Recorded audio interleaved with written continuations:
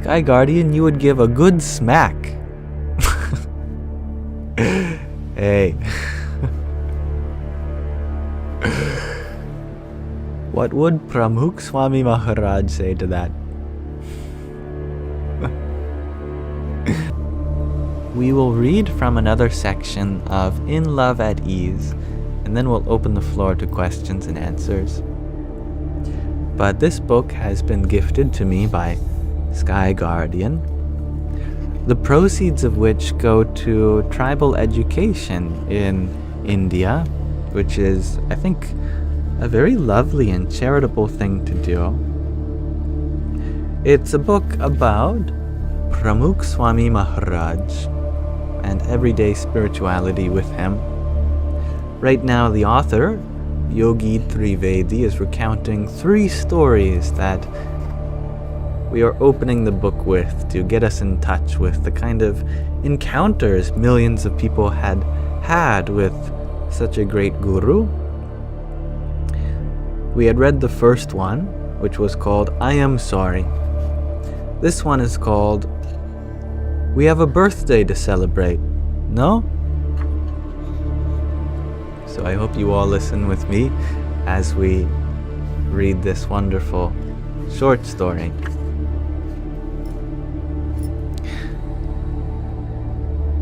It was the summer of 2004, and His Holiness Pramukh Swami Maharaj was commencing his spiritual tour of North America. There was much anticipation around this trip, for Swami Shri was slated to inaugurate 2 traditional stone-carved Hindu mandirs, temples, in Houston and Chicago. It was a historic moment for the entire Hindu community in North America. Swami Shri was calm as ever. Having arrived in John F. Kennedy International Airport, he walked into the newly renovated temple in Flushing, New York, and stood in front of the deities. His physicians had warned him not to bend down and prostrate on the ground in front of the murtis, the sacred images, because of his health issues, and he had many. Yet, he was insistent. He had not visited this mandir in 4 years, and this was, after all, the first Swami Narayan mandir in North America. Swami Shri prostrated 5 times in the traditional Dandavat manner by lying flat on the ground in front of the deities in the shrine. He turned around and met the bhaktas, the devotees, from a distance.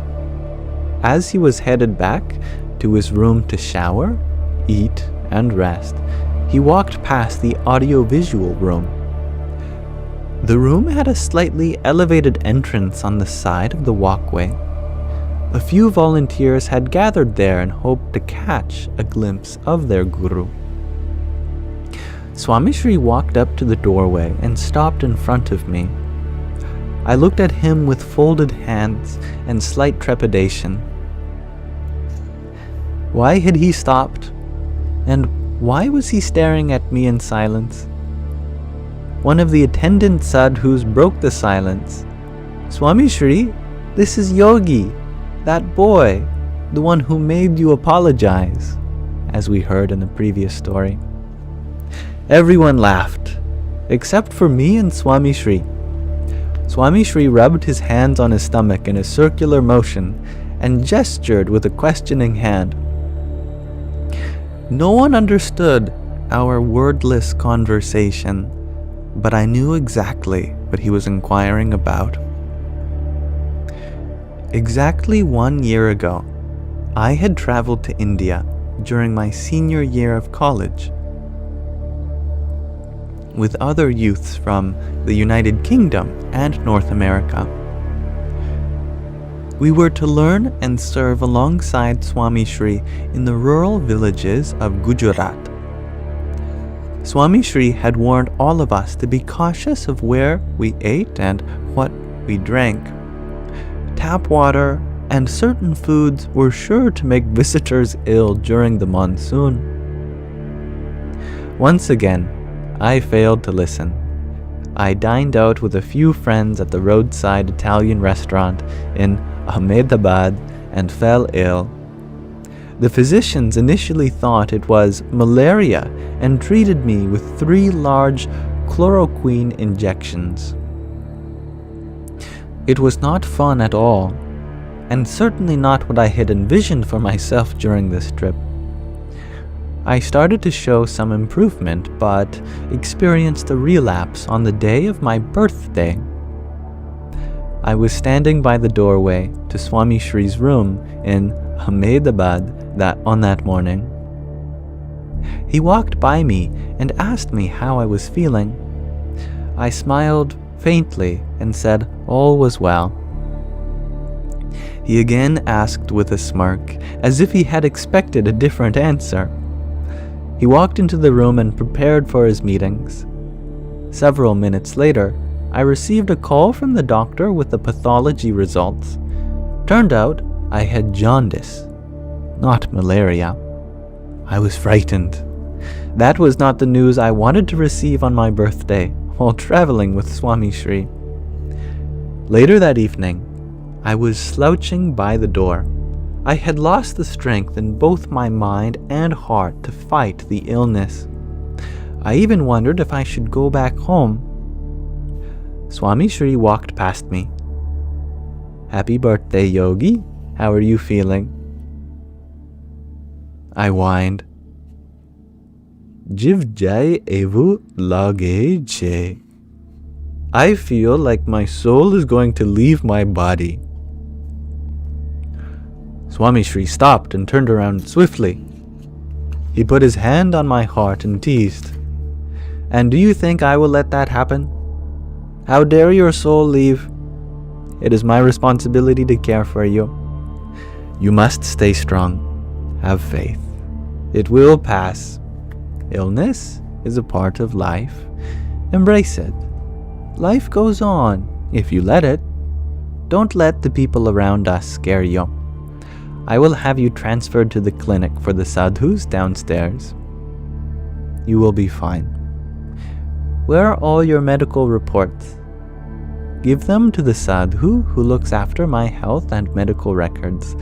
I want to make sure you are taken care of diligently." A young sadhu standing close by suggested, "Swami Shri, he has family in Ahmedabad. Maybe he should go there to rest for a bit." Swami Shri cut him off mid-sentence. "He did not come here to visit that family. He came here to be with me. We are going to take care of him. We are his family. He stays with us."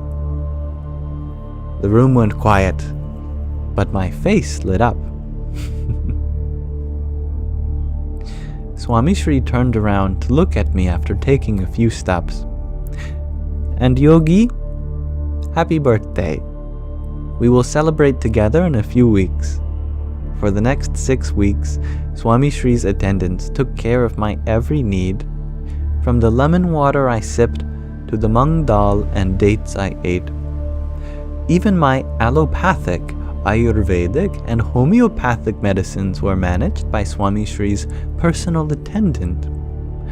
Swami Shri visited me in the sadhu's clinic on the ground floor 3 times during the remainder of our stay in Ahmedabad.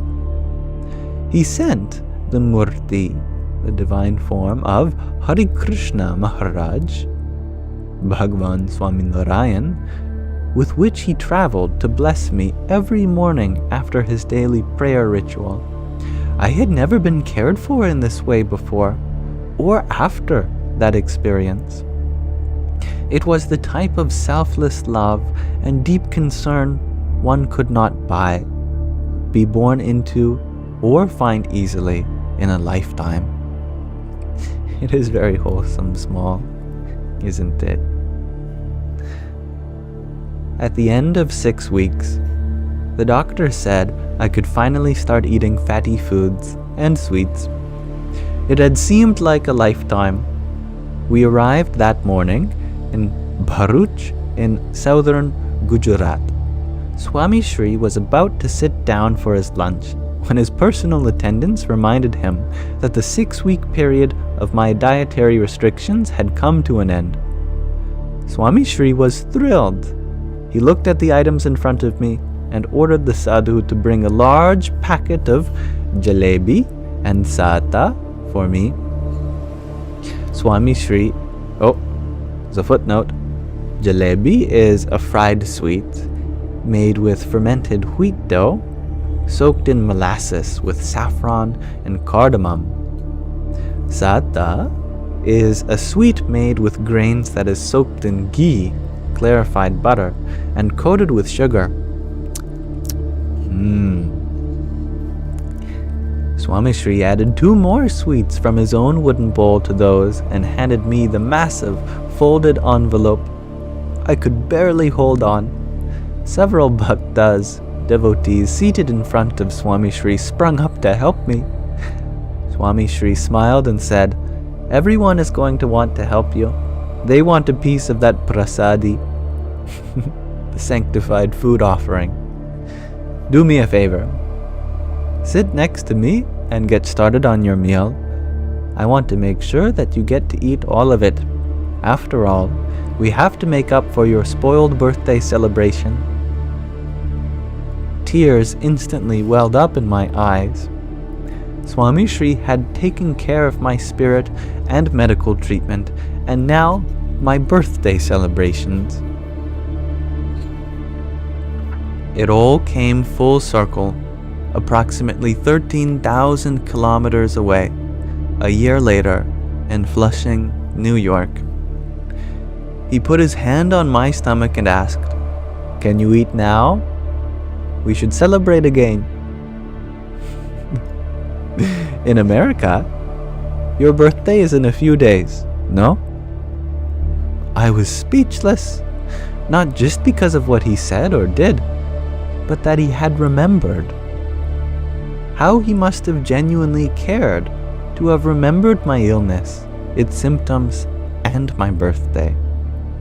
The summers of 2003 and 2004 came to be etched in my heart forever for the lessons of selfless love and service taught to me by my Guru. Swami Shri was serving the divine he saw within me, while simultaneously teaching me to view the world in the same way. These lessons became a benchmark for me and enabled me to see the divine in those around me. Swami Shri also taught me important lessons in Atmanishta, love for the divine within the self, understanding that the Atman is one's true form, the consciousness, the soul. He wanted me to realize that pain and suffering were a part of life. I could find the strength to face them through realizing the strength of my Atman, my inner self. My disease had healed and disappeared, but these chronic lessons of love, service, and Atmanishta would stay with me for the rest of my life. And with that, we finish reading the second story of the trio. We have a birthday to celebrate, no? And later on, we may read the third of the trio. Faith and trust are the ultimate markers of love. So I thank you for listening with me, and I hope that was a suitable story and for you, Sky Guardian. And I'm glad you liked the story, Kristen.